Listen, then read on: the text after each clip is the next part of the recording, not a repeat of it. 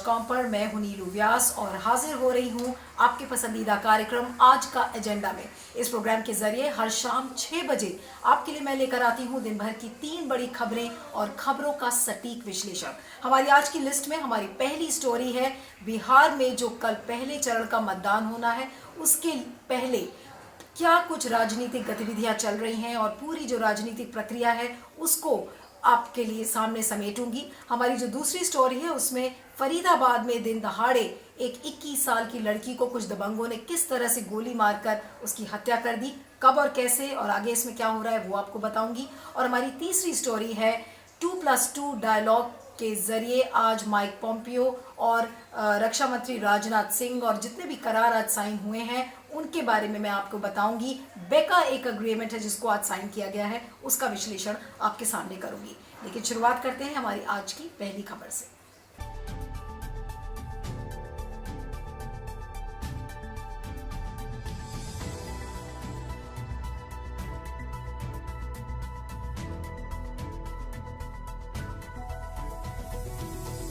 तो बात करते हैं बिहार में हो रहे महासंग्राम की। काउंटडाउन शुरू हो चुका है, कुछ ही घंटे बचे हैं और पहले चरण का मतदान कल सुबह से शुरू हो जाएगा। 71 सीटों पर कल मतदान होगा, लेकिन उसके पहले आपने किस तरीके की सरगर्मियां देखी हैं? बहुत क्लियर है, बहुत सारे विश्लेषक इस बात को कह रहे हैं कि इतना कॉम्प्लिकेटेड बिहार का चुनाव हमने कभी नहीं देखा। 3 टर्म्स की नीतीश कुमार की एंटी इनकम्बेंसी है, उनका जो पॉपुलैरिटी रेटिंग है वो बहुत गिरता हुआ नजर आ रहा है। लोगों के नज़र में ये देखा जा रहा है कि शायद नीतीश कुमार ने सुशासन बाबू का रोल अदा नहीं किया। जो उनकी छवि 2005-2010 के चुनाव में थी और 2015 के चुनाव में थी, वो छवि उनकी धूमिल होती हुई दिख रही है।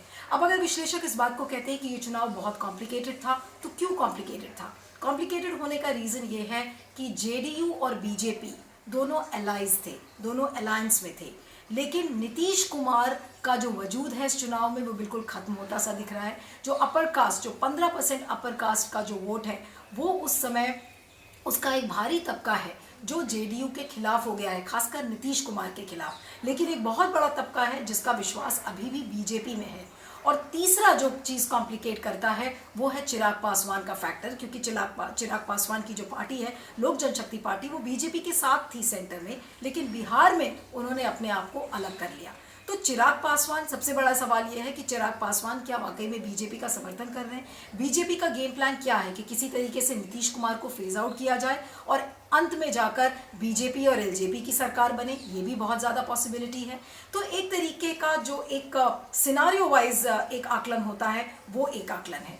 दूसरी बात, जो क्लैश ऑफ पर्सनालिटीज़ की हम बात करते हैं, तो जैसा मैंने आपको बताया कि नीतीश कुमार की पर्सनालिटी बहुत धूमिल दिख रही है और इसमें जो एज मिल रहा है, जिसमें पल्ला भारी है, वो तेजस्वी यादव के महागठबंधन का दिख रहा है। क्योंकि तेजस्वी यादव का जो अलायंस है वो सारी वो इश्यूज़ को रेकअप कर रहा है जिनका सरोकार सीधा जनता से है। रोटी, रोजगार, किस तरीके से बाढ़ में ग्रसित लोग हुए हैं, इकोनॉमिक जो आर्थिक मंदी है उसकी बात कर रहा है महागठबंधन। तो लोगों से जो डायरेक्ट इश्यूज रिलेटेड हैं उनको रेकअप इस समय कर रहा है। आज भी तेजस्वी यादव शाम को एक नौकरी संवाद सारे जो युवक हैं उनके साथ कर रहे हैं। तो और जो बार बार अगर आप बयानबाजी भी देखें तो नीतीश कुमार के जो बयान है वो बौखलाहट भरे हैं, क्योंकि जैसा आपने देखा कि कल नीतीश कुमार ने ये कहा कि लालू प्रसाद का बिना नाम लिए उन्होंने कहा कि लोग इतने सारे बच्चे पैदा कर लेते हैं और लड़कियों को अपने भूल जाते हैं। उसके एवज में जब तेजस्वी यादव ने जवाब दिया कि वो थोड़ा उम्र में ज़्यादा हैं, अब वो थक चुके हैं, इसलिए वो जो भी कहेंगे वो मैं आशीर्वचन उसको समझूंगा, मैं उनका आशीर्वाद समझ के उन सारी चीज़ों को ग्रहण करूंगा।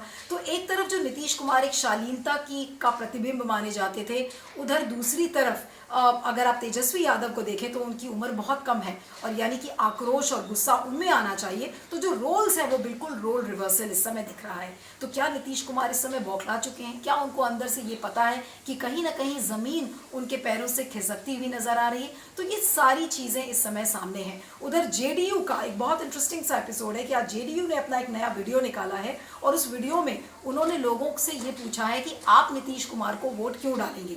नीतीश कुमार ने लड़कियों को साइकिल दिया, नीतीश कुमार ने किसानों को के घर घर में पाइप्स पहुंचाए और इसी तरीके के वो सारे वीडियोस हैं जिसमें कि नीतीश कुमार की उपलब्धियों को गिनाया गया है कि जनता नीतीश कुमार को वोट क्यों डाले। उधर सोनिया गांधी का भी 2 मिनट का एक वीडियो आया है कहते हुए कि जो एनडीए की जो सरकार है वो पूरी घमंड से चूर सरकार है और जो लोगों के हित की जो बातें हैं वो इस समय नहीं कर रहे हैं। तो जो बयानबाजी है वो बिल्कुल चरम सीमा पर है। लेकिन सवाल ये उठता है कि बिहार की जनता ऐसे कॉम्प्लिकेटेड सिनारियो में क्या प्रधानमंत्री नरेंद्र मोदी के आधार पर वोट डालेगी या नीतीश कुमार के वोट पर को आधार बनाएगी। और फिर जो तीसरा जो विकल्प है और जो बहुत एक पॉसिबल सिनारियो निकल कर आ रहा है, क्योंकि जिस तरीके की भीड़ तेजस्वी यादव की रैलीज में देखी जा रही है, लेकिन क्या वो भीड़ वोट में ट्रांसलेट करेगी? क्योंकि जैसा मैंने आपको कहा 15% अपर कास्ट का वोट है, फिर ईबीसीज हैं, महादलित्स हैं, छोटी छोटी जो जातियां हैं जैसे मल्लाह हैं, डोम, इन सारे जो ग्रुप्स हैं इनकी जो कलेक्टिव वोटिंग कैसे होगी उस पर इस समय बिहार का भविष्य टिका हुआ है। तो कल सत्य हिंदी पर बने रहिएगा और प्रथम चरण का जो मतदान है बिहार में उसकी पल पल की खबरें आप तक मैं जरूर पहुंचाऊंगी। आइए अब दूसरी खबर की ओर चलते हैं।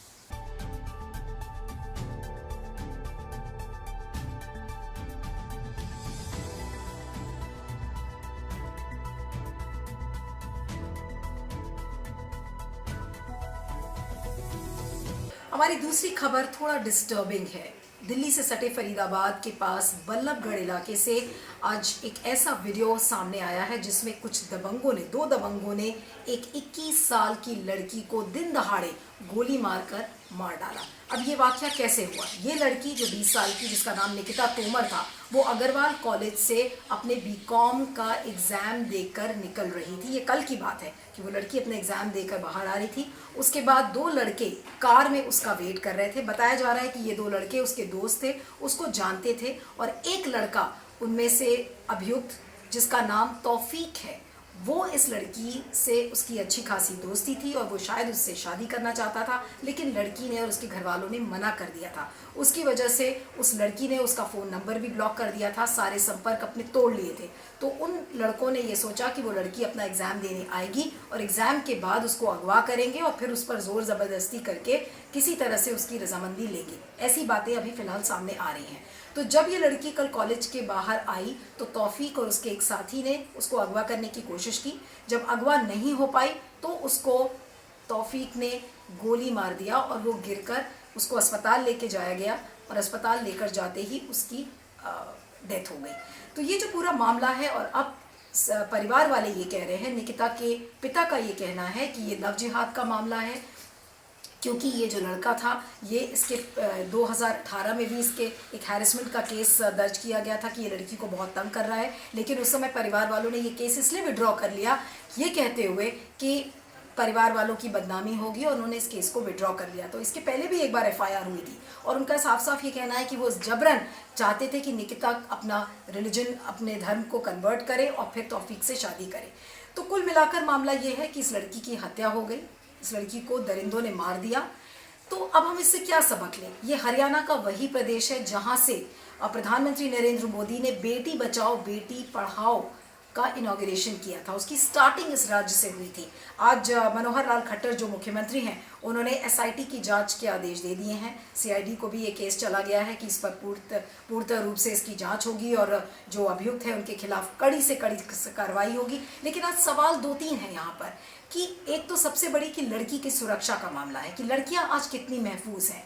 दूसरी बात यह है कि जो लड़के हैं, जो मेल जेंट्री अपने देश की है, if a girl says no, तो नो को ठीक से समझना आज मेल्स को क्यों नहीं आ रहा है। अगर एक लड़की ने ना कर दिया तो उस ना के क्या मायने हैं?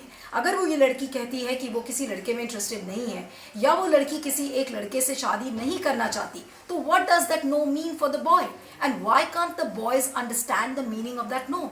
और ये चीज़ इसलिए नहीं है क्योंकि अपने परिवारों में, आज के सभी परिवारों में जो मेल्स की अपब्रिंगिंग है, जो पुरुषों की, लड़कों की जो परवरिश है, उसमें कहीं ना कहीं एक भारी कमी नज़र आ रही है। हम भले ही कितने कानून बना लें, लेकिन अगर परवरिश में कमी रह जाएगी कहीं ना कहीं, और सिर्फ लड़कियों की परवरिश की ही बातें हमें नहीं करनी चाहिए, लेकिन लड़कों की जो परवरिश है वो एक बहुत अहम भूमिका निभाता है। तो लड़की आज सुरक्षित नहीं है हरियाणा ऐसे राज्य में। आज निकिता तोमर की जितनी भी फ्रेंड्स हैं, आज उन्होंने मथुरा रोड के हाईवे को जाम कर लिया है, पुलिस का घेराव किया है और घर वालों ने ये कहा है कि निकिता तोमर का जो शव है उसका अंतिम संस्कार वो तब तक नहीं करेंगे जब तक उन्हें न्याय नहीं मिलेगा। तो ये पोजीशन इस समय काफ़ी एस्केलेट हो चुकी है। सोशल मीडिया पे इस इंसिडेंट को काफ़ी वायरल कर दिया गया है क्योंकि वो सीसीटीवी फुटेज सामने आ गया है जिसमें तौफीक नाम का वो लड़का निकिता को गोली मारता हुआ नजर आ रहा है। तो लोगों के मन में गुस्सा है, लेकिन हम बार बार देखते हैं कि ऐसे इंसिडेंट सामने आते हैं। गुस्से से कुछ नहीं होगा, बात सिर्फ वहां पर आकर अटक जाती है कि हम अपने परिवार में मेल्स की अपब्रिंगिंग को किस तरह से कर रहे हैं, हम परवरिश किस तरह से कर रहे हैं। आज एक निकिता है, आए दिन हर दूसरे या तीसरे दिन किसी एक निकिता की कहानी सामने आती है और जो एक लव जिहाद का जो ये एक बहुत ही इंटरेस्टिंग एंगल नजर आ रहा है, ये एक नॉर्म बनता जा रहा है क्योंकि कहीं भी अगर किसी एक मुस्लिम लड़के की का मेंशन होता है या उसका कहीं पे भी सवाल उठता है तो वो तुरंत उसको लव जिहाद का रूप दे दिया जाता है। खासकर यूपी ऐसे इलाकों में, और ये तो यूपी से सटा फरीदाबाद जैसा इलाका है बल्लभगढ़ का, और जहाँ पर बीजेपी की सरकार है, तो कहीं ना कहीं जब हिंदू वर्सेस मुसलमान और इंटर फेथ मैरिजेस का जब चीज़ें सामने आती हैं तो उसे लव जिहाद का मामला दे दिया जाता है। अभी आपने देखा था कि तनिष्क ऐड की जो कंट्रोवर्सी थी उसमें ये बोला गया कि जिस तरह से वो उस ऐड में दिखाया गया था तो ये बोला कि नहीं, ये तो लव जिहाद को प्रमोट कर रहा है। तो ये लव जिहाद क्या है? ये लव जिहाद की जो टर्मिनोलॉजी है, क्या आज के सेक्युलर फैब्रिक में वो एक्सेप्टेबल हो सकती है? ये आप इसके बारे में बताइएगा और फीडबैक जरूर दीजिएगा। लेकिन जो ये पूरा इंसिडेंट है एक बार फिर से सबकी कॉन्शियंस को झकझोर कर रख चुका है कि लड़कियां महफूज नहीं है, लड़कों की परवरिश में कहीं ना कहीं कमी है, because you have not understood how to understand a girl's no. और तीसरी बात ये कि जो लव जिहाद का जो एंगल है, इससे कैसे दूरी बनाई जाएगी, ये मेरी समझ से परे है। इस पर आपका फीडबैक का मुझे इंतजार रहेगा। आइए अब तीसरी खबर की ओर चलते हैं।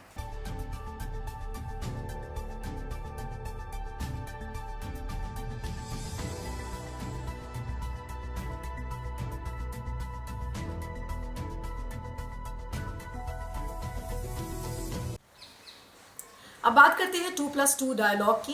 US secretary of state Mike Pompeo और मार्क एस्पर, यानी कि जो वहाँ के रक्षा मंत्री हैं, वो भारत के 3 दिन के दौरे पर थे और आज बेका अग्रीमेंट साइन हुआ, जिसके बाद जॉइंट स्टेटमेंट भी इशू हुआ। बेका क्या है? बेका है basic exchange and cooperation agreement. ये 13 साल पुराना करार था जिसका आज फाइनल लेग पूरा हुआ है और इस एग्रीमेंट के साइन करने के बाद अब भारत को मिसाइल टेक्नोलॉजी का एक्सेस हो सकेगा। मिसाइल टेक्नोलॉजी जो अमेरिका की है वो भारत एक्सेस कर पाएगा। इसके अलावा जो जियो स्पेशल डेटा है, यानी कि मैप्स, नॉटिकल और एरोनॉटिकल डेटा, ग्रेविटी डेटा, जियो मैग्नेटिक, जियो फिजिकल डेटा, ये सारी चीज़ों की जो टेक्नोलॉजी है वो भारत अमेरिका के थ्रू एक्सेस कर पाएगा। और ये करार तब साइन हुआ है जब जिस समय लद्दाख में भारत और चाइना के बीच एक गतिरोध की स्थिति बनी हुई है और चाइना का जो विस्तारवाद की जो पॉलिसी है वो भी इस समय चरम सीमा पर है। और जो क्वाड्रिलैटरल ग्रुप है, यानी कि यूएस, जापान, ऑस्ट्रेलिया और भारत का, वो इस समय एक तरफा हो चुका है एंटी चाइना मैसेज को लेकर, यानी कि चाइना का किस तरह से विरोध किया जाए उसको लेकर भी ये विजिट उस पॉइंट ऑफ व्यू से भी बहुत इंपॉर्टेंट थी। क्योंकि जो जॉइंट स्टेटमेंट आज इशू हुआ है उसमें माइक पॉम्पियो ने आज एक बात कही है और माइक पॉम्पियो ने ये कहा कि भारत और अमेरिका के रिश्ते इतने मजबूत हैं और खासकर जो स्ट्रैटेजिक जो संबंध है, जो सामरिक संबंध है, वो इतने मजबूत है कि हम हर तरीके के थ्रेट्स का सामना करेंगे, सिर्फ चाइना का ही नहीं। तो ये मैसेज चाइना को के लिए था कि चीन समझ जाए कि भारत और अमेरिका दोनों गहरी दोस्ती इस समय निभाने के लिए हैं और उस हद तक कि चाइना को वोट आउट कर देंगे, यानी कि चाइना को काउंटर करेंगे हर तरीके से। अब आपको बता दें कि चाइना का विरोध डोनाल्ड ट्रंप भी कर रहे हैं, वहां पर चुनाव होने वाला है, 1 हफ्ते बचे हैं।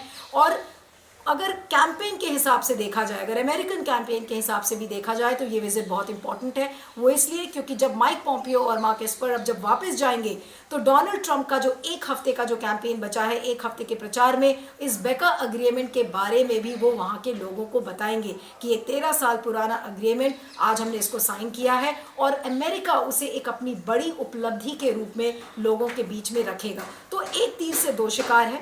भारत का तो इसमें फायदा हुआ ही है कि चाइना को ये दिखाने के लिए कि उनकी जो मिलिट्री प्रिपेयर्डनेस है और जो मिलिट्री वॉरफेयर जहाँ तक है उसमें भारत और स्ट्रेंथन फील कर रहा है, भारत और ताकतवर बन रहा है। जहाँ तक उसका टेक्नोलॉजी एक्सेस है, इंफ्रास्ट्रक्चर का सवाल है, उन सारी चीज़ों को लेकर भारत ज़्यादा स्ट्रेंथेंड है। उसके साथ साथ डोनाल्ड ट्रंप भी अपनी उपलब्धियां गिनाएंगे कि किस तरह से उन्होंने चाइना का मुकाबला किया है वर्ल्ड स्टेज पर। ग्लोबली उन्होंने किस तरीके से चाइना को परास्त किया है। तो एक तीर से जब मैं बोलती हूँ कि दो शिकार किया है, तो भारत की उपलब्धियां हैं, साथ साथ में डोनाल्ड ट्रंप भी इसे एक अपनी नई उपलब्धि और एक बड़ी उपलब्धि के रूप में इसे बताएंगे। तो लेकिन इसमें किस हद तक ये सफल हो पाते हैं ये देखना होगा। अब माइक पॉम्पियो इसके बाद इंडोनेशिया और मालदीव्स, बाकी जो देश हैं वहाँ पर भी जाएंगे और इसके बारे में बताएंगे। और एक जो एंटी चाइना मैसेज का जो एक गोल है, जो ऑब्जेक्टिव है इस समय अमेरिकन सरकार का, वो एक बड़ा मैसेज है। तो इससे भारत को तो फायदा है ही, साथ में डोनाल्ड ट्रंप भी उसे अपने फायदे के रूप में लोगों के बीच में प्रोजेक्ट करेंगे। तो अब देखना यह होगा कि आगे की एक हफ्ते की जो कैंपेन है उसमें डोनाल्ड ट्रंप बेका एग्रीमेंट की बात कितनी बार करते हैं और इसे प्रधानमंत्री नरेंद्र मोदी भी कितनी बार अपनी रैलीज में और कितनी बार इसे अपने कैंपेन्स में और अपने अलग अलग जो उनके समारोह होते हैं उसमें कितनी बार इसका जिक्र होता है। उससे आपको समझ में आ जाएगा कि बेका एग्रीमेंट का फ़ायदा भारत के लिए और अमेरिका के लिए कितना बड़ा फ़ायदा है। तो हमारी आज के एजेंडा की 3 बड़ी खबरों का विश्लेषण ये था और satyhindi.com पर आप बने रहिएगा। मुझे आप ट्विटर पर फॉलो कर सकते हैं, मेरा ट्विटर हैंडल है @neelu317। आपका फीडबैक का मुझे ज़रूर इंतज़ार रहेगा। बताइए आपको ये पूरा एपिसोड कैसा लगा। बने रहिएगा satyhindi.com पर। सत्य हिंदी के और वीडियोस को देखने के लिए हमारे YouTube चैनल को सब्सक्राइब करें और सीधे नोटिफिकेशन पाने के लिए बेल आइकन दबाएं।